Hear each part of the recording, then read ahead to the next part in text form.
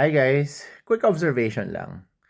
Pero halos sa lahat ng mga nag-up sa mga live shows ko sa TikTok, pag kiniklik ko yung mga profile pictures nila, it's always of a white person. Hindi naman sila yon.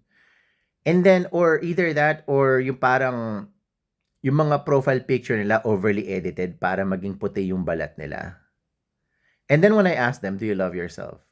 They say, I don't know. Or I don't know how to love myself. How about we start with our skin color?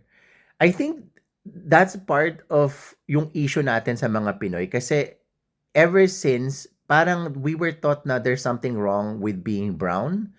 There's something wrong with having curly hair. You know what I mean? Parang we're taught since we're taught to hate ourselves eh. It's part of our community. Ewan ko, observation. I know it's 2026, okay? And no hate naman sa mga nagugluta dyan kung type talaga ninyo yon.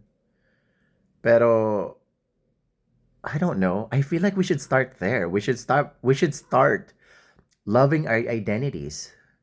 Dapat mahalin natin ang sarili natin, yung hindi na kailangan na tayo magparetoke. Bakit pa kailangan magparetoke para gumanda lang? And it's so sad kasi ang daming tao na gwapo at saka maganda in their natural state. Yung hindi na kailangan na ipa-edit pa sila, di ba? bakit, bakit kailangan magpa-edit?